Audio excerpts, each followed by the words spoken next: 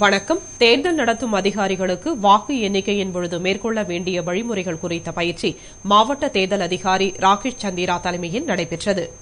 புதுவை மாநில கூட்டுறவு வங்கி அலுவலக கருத்தரங்கில் தேர்தல் நடத்தும் அதிகாரிகளுக்கு வாக்கு எண்ணிக்கையின் பொழுது மேற்கொள்ள வேண்டிய வழிமுறைகள் குறித்த பயிற்சி நடைபெற்றது. இதில் வாக்கு எண்ணும் முறைகள் குறித்து மாவட்ட தேர்தல் அதிகாரி ராகேஷ் சந்திரா பேசுகையில், புதுவை பகுதிக்கு உட்பட்ட 23 தொகுதிக்கும் வாக்கு எண்ணிக்கை 13ஆம் தேதி காலை 8 மணிக்கு பாரதிதாசன் மகளிர் கல்லூரியில் நடைபெறவுள்ளது என்றும், ஒவ்வொரு தேர்தல் நடத்தும் அதிகாரிக்கும் தனித்தனி வாக்கு எண்ணிக்கை செய்ய அறை வழங்கப்பட்டுள்ளது.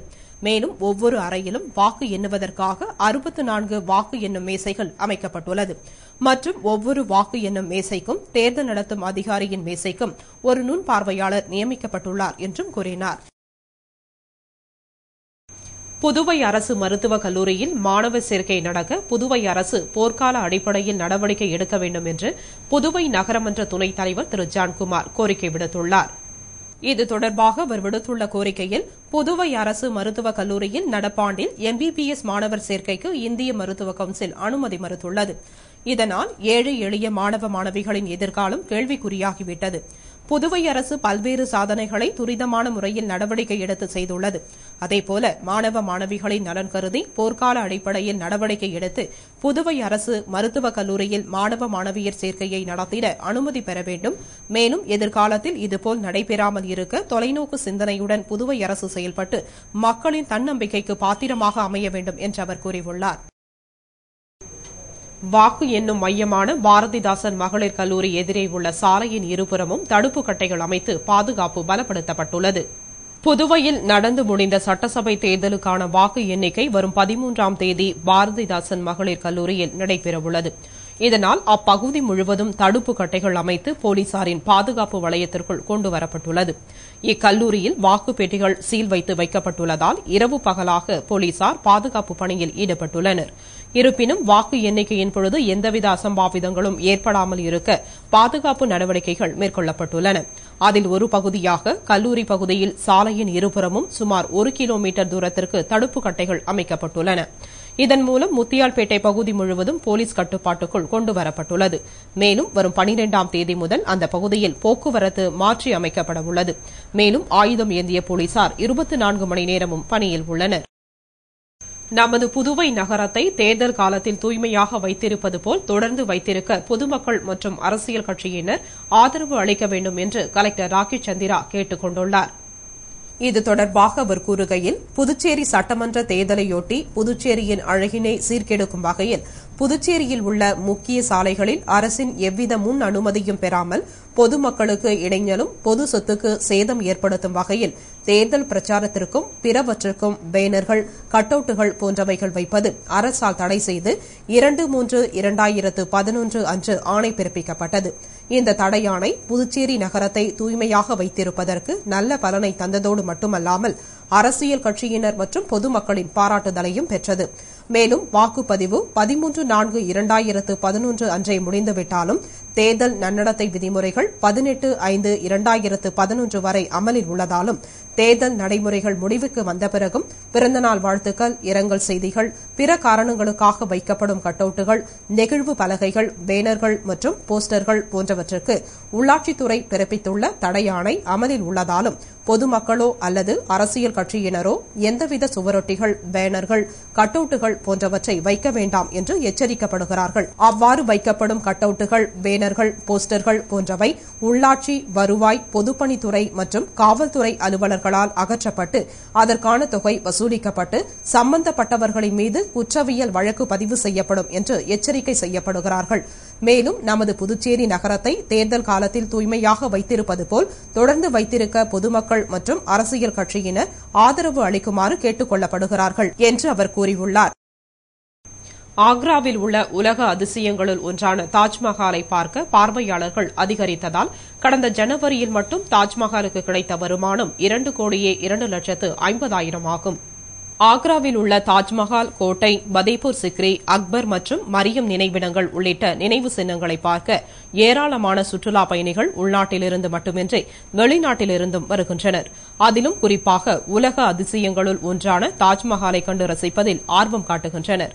இந்த நினைவு சின்னங்களை காண்பதற்கு நுழைவு கட்டணம் வசூலிக்கப்படுகிறது. இவ்வாறு இந்த சுற்றுலா பயணிகள் மூலம் 2010ஆம் ஆண்டு 43,46,82,000 ரூபாய் வருமானம் கிடைத்தது.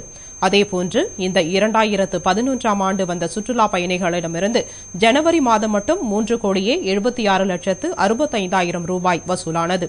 இதிலும் குறிப்பாக தாஜ்மஹால் மட்டும் ஒரு மாதத்தில் 2,02,50,000 வருமானமாக அள்ளித்தந்துள்ளது. புதுவை உழவர்கரை நகராட்சியில் 29வது மன்ற கூட்டம் மன்றத்தின் துணைத் தலைவர் தமிழ்ச்செல்வி தலைமையில் நடைபெற்றது. புதுவை உழவர்கரை நகராட்சியின் 29வது மன்ற கூட்டம் நடைபெற்றது. கூட்டத்திற்கு துணைத் தலைவர் தமிழ்ச்செல்வி தலைமை தாங்கினார். ஆணையர் அபில் ரொசாரியோ முன்னிலை வகித்தார்.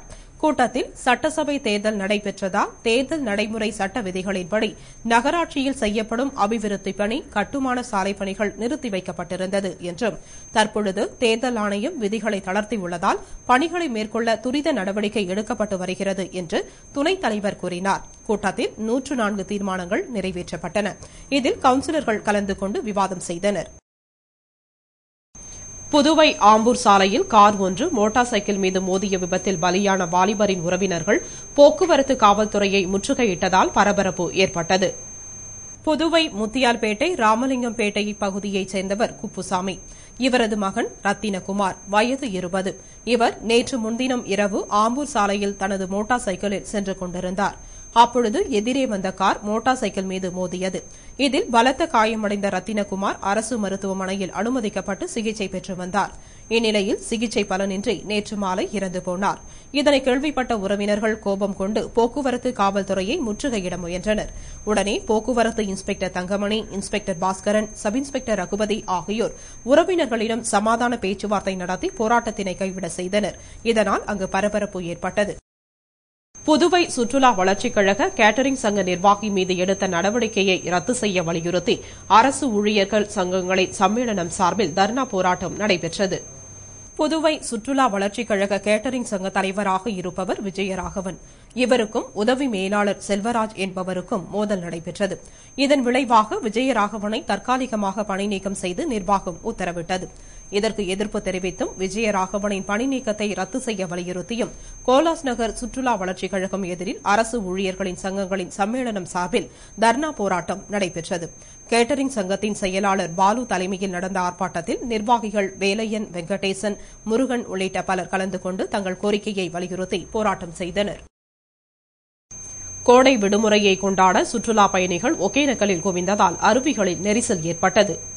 தருமபுரி மாவட்டத்தில் உள்ள புகழ்பெற்ற ஒகேனக்கலில் கோடை விடுமுறையை முன்னிட்டு சுற்றுலா பயணிகள் குவிந்தனர்.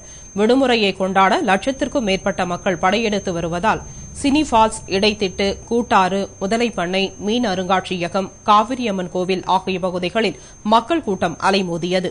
மேலும் அருவிக்கு செல்லும் நடைபாதையில் மக்கள் நீண்ட வரிசையில் சென்றனர். அங்குள்ள பிரதான அருவி, சினி ஃபால்ஸ் ஆகியவற்றில் கடும் நெரிசலுக்கு இடையேயும் சுற்றுலா பயணிகள் குளித்து மகிழ்ந்தனர். மற்றும் காவிரி ஆற்றிலும் ஆழமில்லாத கோத்திக்கல் பகுதியிலும் குளித்து மகிழ்ந்தனர். நெரிசல் காரணமாக ஷிப்ட் முறையில் தினமும் 200 பரிசல்கள் இயக்கப்படுகின்றன. இருப்பினும் பரிசல்கள் கிடைக்காமல் சுற்றுலா பயணிகள் தவித்தனர். புதுவை மதகடிப்பட்டுப்பேட்டில் எழுந்தருளியுள்ள ஸ்ரீ முத்துமாரியம்மன் ஆலய சித்திரை திருவிழாவில் பக்தர்கள் கரகம் எடுத்து ஊர்வலமாக சென்று சுவாமி தரிசனம் செய்தனர். புதுவை மதகடிப்பட்டுப்பேட்டில் எழுந்தருளியுள்ள ஸ்ரீ முத்துமாரியம்மன் ஆலயத்தில் சித்திரை திருவிழா நடைபெறுகிறது. இவ்விழாவில் முக்கிய நிகழ்ச்சியாக பக்தர்கள் விரதமிருந்து கரகம் எடுத்து ஊர்வலமாக சென்றனர். பின்னர் ஆலயத்தில் சுவாமி தரிசனம் செய்தனர். இதனையடுத்து அம்மனுக்கு சிறப்பு அலங்காரம் செய்யப்பட்டு அலங்கரிக்கப்பட்ட வாகனத்தில் வீதி உலா நடைபெற்றது. ஊர்வலத்தில் பக்தர்கள் நடனமாடியபடி சென்றனர். முக்கிய வீதிகளின் வழியாக சென்ற வீதி உலா நிறைவாக ஆலயத்தை வந்தடைந்து மகா தீபாராதனை நடைபெற்றது. பின்னர் விழா குழுவினர் சார்பில் சிறுவர் சிறுமியருக்கு பேனா மற்றும் பென்சில் வழங்கப்பட்டது. விழாவில் திரளான பக்தர்கள் கலந்து கொண்டனர். விழாவிற்கான ஏற்பாட்டினை விழா குழுவினர் மற்றும் ஊர் பொதுமக்கள் செய்திருந்தனர். இத்துடன் செய்திகள் நிறைவடைந்தன. வணக்கம்.